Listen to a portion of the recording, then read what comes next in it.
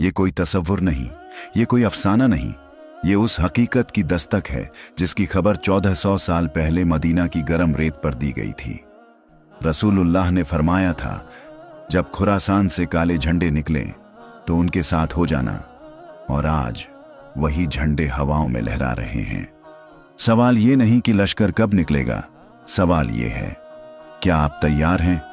ये कहानी सिर्फ सुनने के लिए नहीं, ये पुकार है उस लश्कर की, उस हक की, उस इनकलाब की जो दिलों से निकलकर मैदान तक पहुंचेगा। वीडियो को पूरा सुनिए, क्योंकि शायद यही वो पैगाम है जो आपकी रूह को जगा दे। जब दुनिया के नक्शे पे ताकतों के ताज उछाले जा रहे थे, जब हक और बातिल की जंगें मैदान जंग से निकलकर दिलों में उतर रही थीं, उस वक्त एक सरजमीन थी जो तारीख की नजरों से छुपी हुई थी, मगर आसमान की नजरें उस पर जमी हुई थीं। इस सरजमीन का नाम था खुरासान। खुरासान कोई मामूली इलाका नहीं, ये वो सरजमीन है जहां से इस्लाम की कई बड़ी तहरीकें निकलीं, जहां तलवार से ज्यादा दिलों को फतह किया गया। ये इलाका आज के वक्त में ईरान, अफगानिस्तान, ताजिकिस्तान और उज्बेकिस्तान का हिस्सा है, मगर उस वक्त ये सब देर तौहीद के साए तले एक ही झंडे के नीचे थे। खुरासान और इस्लामी तारीख। जब इस्लाम फैल रहा था तो अरब से बाहर सबसे पहला इलाका जिसने इस्लाम को अपनाया वो था खुरासान। यही से हजरत उमर फारूक रजी अल्लाहु अन्हु के दौर में फतह शुरू हुई। अब्बासी खिलाफत की बुनियाद भी यहीं से पड़ी, सियाह झंडों के साथ। इमाम बुखारी रहमतुल्लाह अलैह, जिनकी सहीह बुखारी को इस उम्मत की सबसे सही किताब माना गया, वो भी इसी खुरासान की मिट्टी से निकले थे। यानी ये सरजमीन हमेशा हक का गहवारा रही है। हदीस पाक की नज़र से खुरासान, रसूलुल्लाह ने इरशाद फरमाया, जब तुम खुरासान से काले झंडों को आते देखो तो उनके साथ हो जाना, क्योंकि उनमें अल्लाह का खलीफा इमाम मेहदी होगा। हदीस अल मुस्तदरक हाकिम।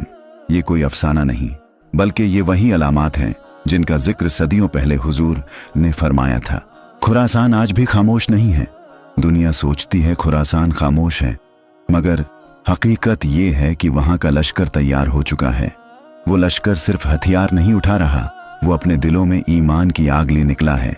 वो दारुल हर्ब की तरफ नहीं, बल्कि दारुल हक की तरफ रवां है। हदीस पाक हुजूर ने फरमाया, जब तुम खुरासान से काले झंडों को आते देखो तो उनके साथ हो जाना, क्योंकि उनमें अल्लाह का खलीफा होगा। हदीस अल मुस्तदरक हाकिम। इस हदीस में दो लफ्ज ऐसे हैं जो दिल हिला देने के लिए काफी हैं। काले झंडे यानी सियाह परचम, अल्लाह का खलीफा यानी इमाम मेहदी अलैहिस्सलाम। काले झंडों की तहरीक, इनकलाब की निशानी। ये झंडे तासुब, हुकूमत या सत्ता की तलब से नहीं निकलेंगे, बल्कि ये निकलेंगे एक ऐसे दिल की आवाज पर जो जमीन पर हक और अदल की तामीर चाहता है। ये झंडे जुल्म के खिलाफ होंगे, ये आवाज देंगे उस लीडर को जो छुपा हुआ है मगर जल्द जाहिर होने वाला है। हदीस पाक, एक लश्कर खुरासान से निकलेगा और किसी को रोकेगा नहीं जब तक कि वो बैतुल मक़दिस में झंडा न गाड़ दे। हदीस अबू दाऊद। सोचिए, बैतुल मक़दिस जो आज जुल्म की जंजीरों में जकड़ा हुआ है वो आजाद होगा, मगर कैसे? खुरासान के लश्कर के जरिए। क्या खुरासान का लश्कर सिर्फ हथियारों वाला होगा? नहीं, ये लश्कर ऐसे लोगों पर मुश्तमिल होगा जिनकी रातें सजदों में गुजरती होंगी, जिनकी ज़बानें जिक्र से तर होंगी, जिनके दिलों में कुरान जिंदा होगा और जिनका ईमान तलवार से ज्यादा तेज होगा। ये लश्कर वो होगा जो जमीन नहीं, पहले दिलों को फतह करेगा।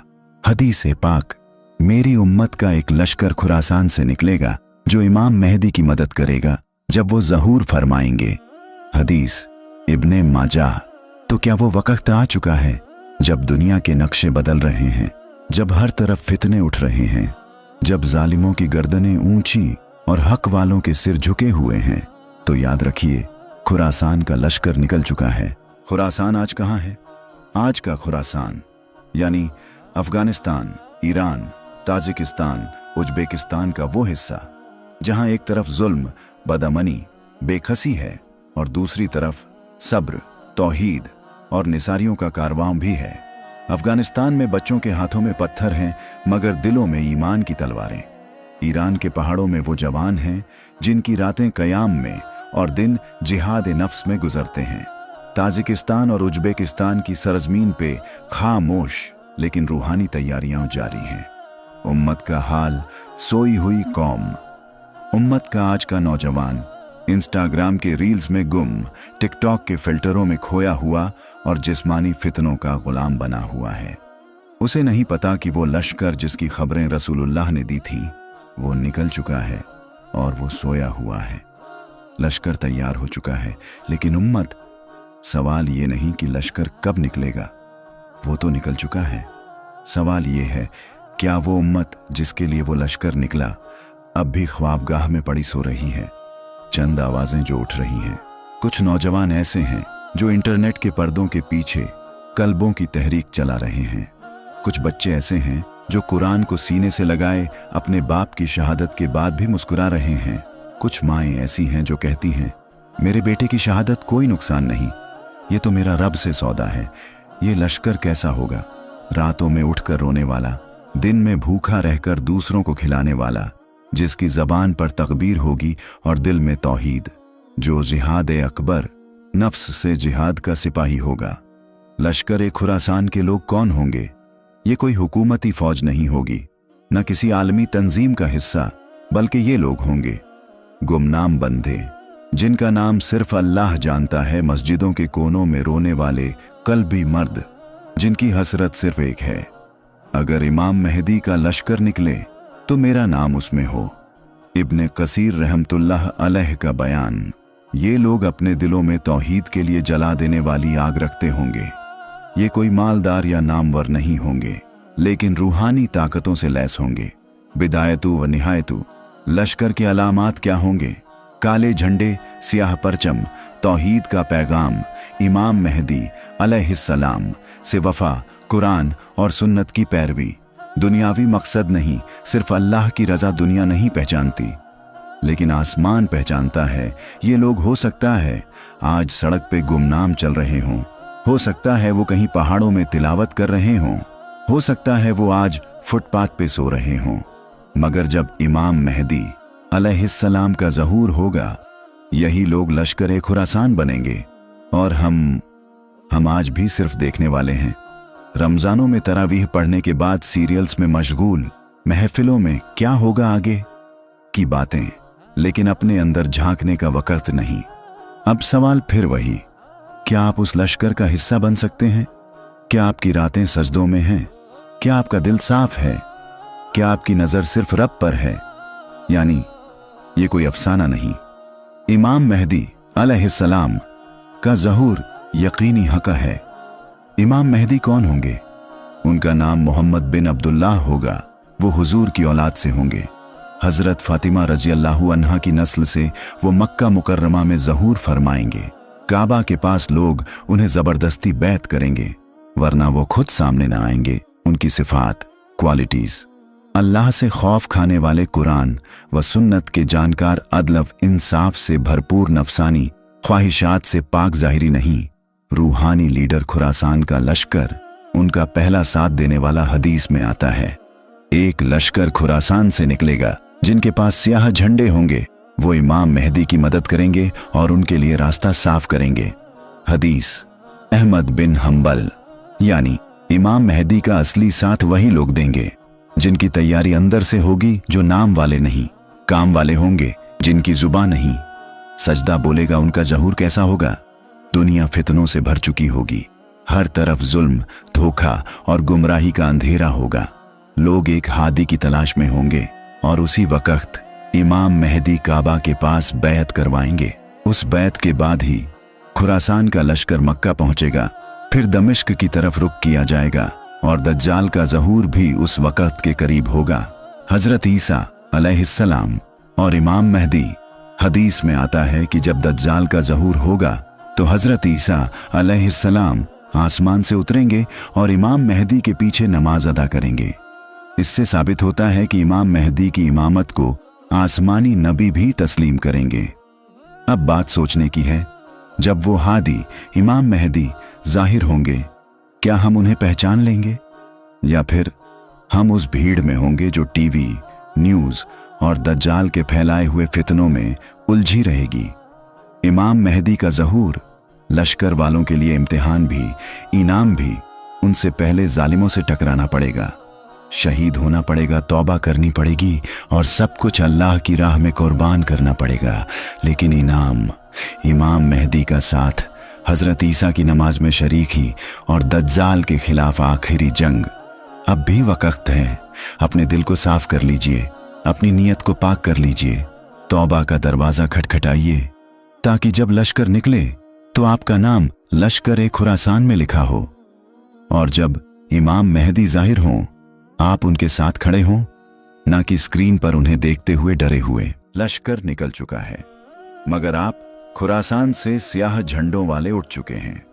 मक्का की तरफ निगाहें उठ चुकी हैं। उम्मत के सच्चे बंदे नींदें छोड़ चुके हैं। सजदे लंबे, दिल रोशन और ज़बानें नम हैं। लेकिन आप आज भी इंस्टाग्राम स्क्रॉल कर रहे हैं या फिर किसी सीरीज के अगले एपिसोड का इंतजार कर रहे हैं। आईने में झांकिए, क्या आप लश्कर में शामिल हैं? लश्कर में शरीक होने के लिए वीज़ा नहीं चाहिए, कोई फॉर्म नहीं भरना, ना ही कोई तालिबानी स्टाइल की तंजीम ज्वाइन करनी है। बस एक चीज़ चाहिए, सच्चा दिल जो कहे, या अल्लाह मुझे कबूल फरमा। जो सजदे में गिड़गिड़ा कर रोए, मैं हक का सिपाही बनना चाहता हूँ। जो रातों में उठे अकेले और कहे, या रब जब तेरा लश्कर निकले मुझे गिनती में रख लेना। आज उम्मत क्या कर रही है? म्यूजिक में डूबी हुई जिंदगी, गुनाह को नॉर्मल समझ लेने का दौर, बेहिजाबी को फैशन बना दिया गया, गईबत को टाइम पास समझा जा रहा है, नमाजें बैकलॉग बन चुकी हैं और फिर कहते हैं कब आएगा इमाम मेहदी।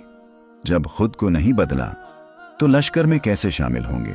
क्या आप सोचते हैं सिर्फ सोशल मीडिया पोस्ट शेयर करने से आप उस लश्कर के हकदार बन जाएंगे, या सिर्फ मैं दिल से मुसलमान हूं कह देने से काफी होगा? नहीं भाई, लश्कर-ए-खुरासान में शामिल होने के लिए आपको अपनी जिंदगी, नीयत और आदतें बदलनी पड़ेंगी। अभी भी देर नहीं हुई। आज की रात, आज का ये लम्हा आपके लिए एक दरवाजा है। उठिए, वुजू कीजिए और 2 रकात पढ़कर बस इतना कहिए, या रब मेरा नाम अपने लश्कर में लिख दे। मैं अब गाफिल नहीं रहना चाहता, मैं सजदे से इनका लाभ लाना चाहता हूं। एक इंसान, मगर उसका फितना इंसानों जैसा नहीं। उसकी आंखें होंगी मगर एक फूटी हुई होगी। उसके साथ शैतान का लश्कर होगा। वो झूठ को सच और सच को झूठ बनाकर पेश करेगा। वो कहेगा मैं रब हूं, और लोग उसकी बात पर यकीन कर लेंगे, क्योंकि उनके दिल खाली होंगे और आंखें हक से अंधी। दज्जाल के पास क्या होगा? जन्नत और जहन्नम जैसा धोखा, लेकिन उसकी जन्नत असल में जहन्नम होगी और उसकी जहन्नम असल में जन्नत। बारिश का इख्तियार, जहां चाहे बारिश करा देगा और जहां चाहे खुश्की डाल देगा।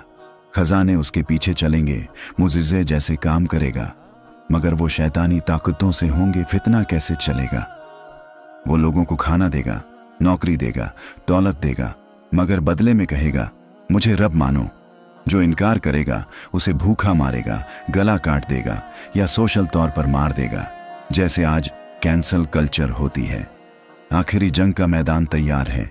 दज्जाल शामी इलाके सीरिया तक पहुंचेगा। वहां इमाम मेहदी अलैहिस्सलाम मौजूद होंगे और फिर वही लश्कर-ए-खुरासान उनकी फौज बनकर खड़ा होगा। हजरत ईसा अलैहिस्सलाम का नुज़ुल आसमान से 2 सफ़ेद चादर ओढ़े एक नूरानी चेहरा उतरता है। मस्जिद-ए-अक्सा में इमाम मेहदी की इमामत में नमाज अदा करते हैं। रसूलुल्लाह ने फरमाया, ईसा अलैहिस्सलाम को जब दज्जाल दिखेगा तो वो ऐसे पिघलेगा जैसे नमक पानी में। हदीस मुस्लिम।